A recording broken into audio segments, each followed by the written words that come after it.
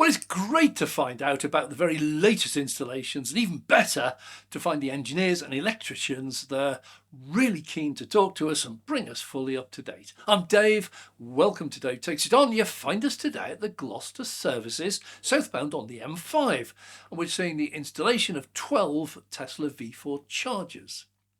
Well, tracking these down is a game of potluck. We can find the planning approvals, they're public records. But at Gordano's services on the M5 just south of Bristol, we've seen a planning approval in there for an apple green installation, and we've been there, absolutely nothing happening at all. Got the planning, I think that's as far as they get. Not even started. But Gloucester, of course, was in full swing. Well, the site is operated by the Westland group that also runs T-Bay and Kenn Lodge, both locations we've featured frequently. Both locations also have further activity. It's never a dull moment there. Well, here in Gloucester, I visited a few months previously, before the Swarco chargers that they use went online. Managed to get into the cabinets and the electrics in the back. Got some detailed filming and a discussion with the manager there. But back again now, they're actually live. ZapMap has not yet updated, but the same unit at the T-Bay and Kenn Lodge locations are priced as 64 pence the last time we used them a few weeks ago, so I suspect this will be pretty much the same here. Well, Westland are famous for doing things differently. If you want to see how different, you need to come here for a breakfast or a lunch. It's really well worth the visit, even if you don't need to charge, even if you don't have an EV. Come and have a look. There are a total of 6 chargers here for Westland, each of them 300 kilowatt dual bay, giving 12 bays. At the time of our visit, 2 were still under covers, but the remaining 4 were in constant use. I do love these units. They've got massive 32-inch LCD displays. They are CCS2 only. But the main reason for a visit was to see the progress, or lack of, at the Tesla installation just over the other side of the car park. Once again, Tesla install at the same location as other chargers and throw their cat among the pigeons when it comes to pricing. Well, I came here from a Tesla supercharger open to all in Bristol. In fact, as I mentioned, there are 3. Lysander Road has got 6 V2s, 150 kilowatt chargers. Cribbs Causeway has got 12 V3s and 2 V2 chargers, and Eastgate Retail Park has got 8 V4 chargers.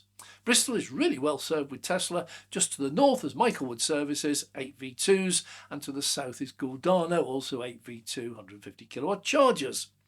I tend to favour the V2s because my Model S, being an older model, has a maximum charge rate of 150, so I gain no advantage in using the V3s or the V4s. But it does not have a CCS2 socket, my car. I have the Tesla proprietary socket, similar to the NACS in the States. The V2s have that plug as well as a CCS2, so I just choose the Tesla plug. It's simple. To all V3 and V4 chargers, which are CCS2 only, I have to use an adapter. Now, for anyone worried about adapters, just realise nearly all EVs for the last 6 years have got CCS2, never need an adapter anyway. It only applies to older EVs and cars like Nissan Leafs, Renault Zoes, plus just a handful of others. But the pricing shocked me, even as a regular Tesla driver. Up north, I'm used to paying off-peak prices, 29-35p, that range. But all 3 open to all chargers in Bristol have a peak rate of 42, off-peak is 25p, and a super, get out of bed midnight to 4am, grab a ridiculous 22 pence cheapest rate. That's cheaper than the standard variable tariff on home utility bills, currently 27p. Just a fact. Well, if you own a Tesla, can't charge at home, live in Bristol, charge at one of these 3 superchargers. Maybe not 4am, but the 25p rate extends right through from 4am to 10am. So if you pay 25 pence, you get 4 miles per kilowatt hour. You're driving around at 6 pence a mile. While a petrol car at 50 miles per gallon is paying twice that at 13p, and one doing 40 miles a gallon is paying 3 times that at 17p. Who says you can't have an EV if you can't charge at home? Oh, by the way, if you do charge regularly as a Tesla supercharger and don't drive a Tesla, get a membership. You pay $8.99. It's recently dropped from $10.99, and you get those same prices as we do. Without membership, if you just turn up and charge on the 25p rate, you'll actually pay an extortionate 34 pence a kilowatt hour. Also, if you head north or south, the superchargers there are dearer than Bristol city centre.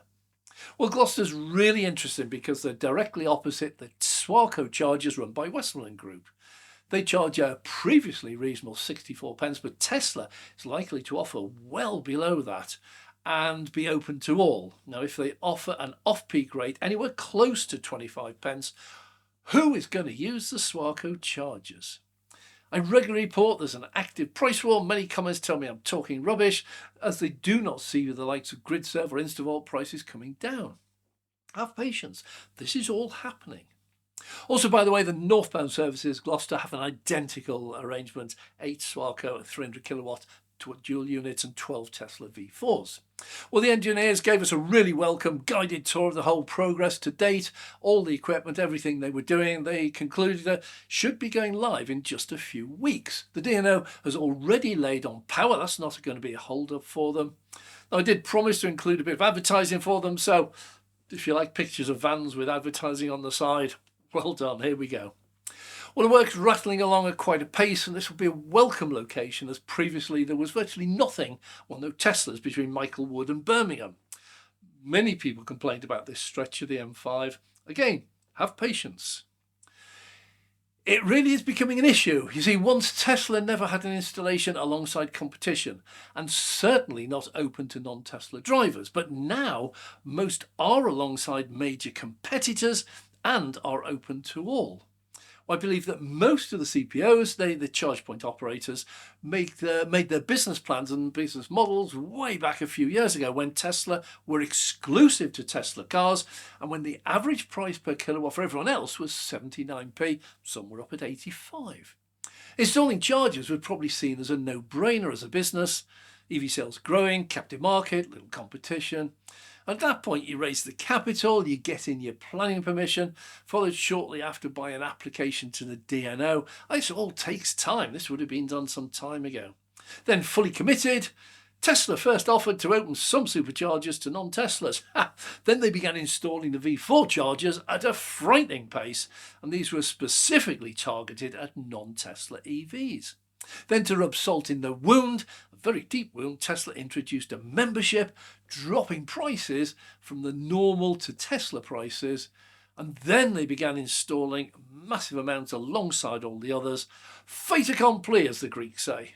4 months ago, I reported 42 superchargers in the UK, open to all. Today, that has already rocketed to 66 and growing. 66 chargers with an average of a dozen bays or so at each location. Just shy of 800 new chargers, open to all EVs at discounted prices. Ionity claim 198 bays, Fastned claim around 100, Osprey claim 1,000, and 500 under construction, but most of those are rapid 50 kilowatts. It's only Tesla that installs only 250 kilowatts and above. Well, this is Osprey price list, 79p. This is GridServe price list, 79p. This is Fastned price list, 69p. This is EV Point, or EV on the Go price list, as they've rebranded themselves, 65p. This is a typical Tesla price list: peak 54, non-member, 40p member, off-peak 34, non-member, 25p member. Forget your hatred for Elon, all things Tesla. Which charger would you use if you had the choice? 22p or 85? Come on. Well, this is going to get serious really quite quickly, and some networks have a real problem. If they've raised funds with an investment house and they have sold green funds and bonds to their investors to raise the money to install all these chargers to make a profit for their investors, GridServe, for example, raised £500 million doing this. What do they do when nobody uses their shiny new chargers and the return on the fund drops to negative, as all sensible investors will then withdraw their money and put it elsewhere? That is what's on the way. This is the war I'm talking about, and I eagerly await to see what they choose to do when these shiny chargers, like at GridServe in Franklin and like at Osprey in Bradley Stoke, just don't get used at all. I'm Dave.